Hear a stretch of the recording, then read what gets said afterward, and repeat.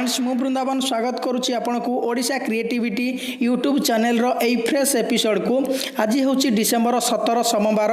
तो आज ताजा खबर रही आपण मान पांचटी बड़ खबर सबु खबर आपण मान बहुत गुरुत्वपूर्ण रहिबो आगो को एमती नुआ नुआ वीडियो देखिया चैनल को लाइक शेयर एवं सब्सक्राइब करके रखि थांतु।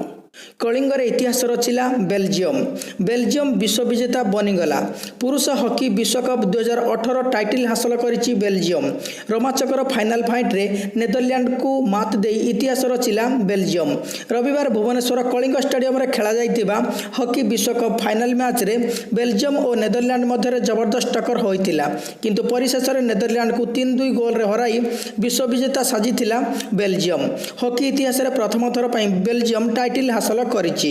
2019 रे ओडिशा रे पुणी हॉकी देश विदेश रे ओडिशार संस्कृति एवं ऐतिह्य बखाणिला हॉकी। ओडिशार प्रथम थर पई हॉकी विश्वकप बड़ी बड़ प्रतियोगिता आयोजन करा जाइथिबा बेले यह सफलतार सह शेष होइछि। तेबे हॉकी को नै ओडिशावासी पई आसीछि आउ एक खुशी खबर। भुवनेश्वर कलिंग स्टेडियम रे आयोजित हेबो ओलंपिक्स क्वालिफायर। यह 2019 मध्य भाग रे हेबो बोली जणा पड़िछि। यह पुणी ओडिशावासी मन रे उत्कंठा भरि दैछि। सीमेंट दर कमिबो। आगामी दिन में सीमेंट दर ह्रास पाइबार संभावना रही।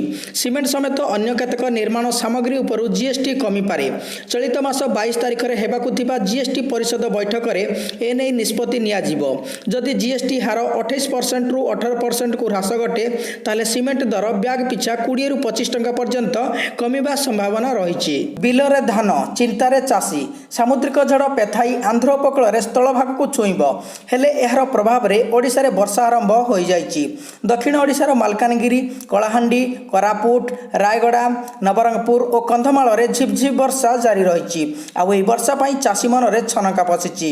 वर्ष जाकर परिश्रम जमिति वर्षा रे बुड़ी न जाए सेथिपई अमल फसल को साइति रखिबारे लागि पड़िछि चाषी। मोदी परे अमित शाह।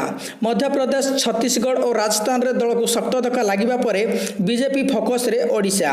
आसंता 24 तारिख रे प्रधानमंत्री नरेंद्र मोदी खोर्धारे विशाल जनसमावेश करुथिबा बेले फेब्रुआरी 2 तारिख रे भुवनेश्वर आसुचंती बीजेपी राष्ट्रीय अध्यक्ष अमित शाह। एपटे मोदी गस्तर ठीक परे एवं अमित शाह गस्त पूर्व आसंता 26 तारिख रे बीजेडी पालन करने को जाउछि प्रतिष्ठा दिवस।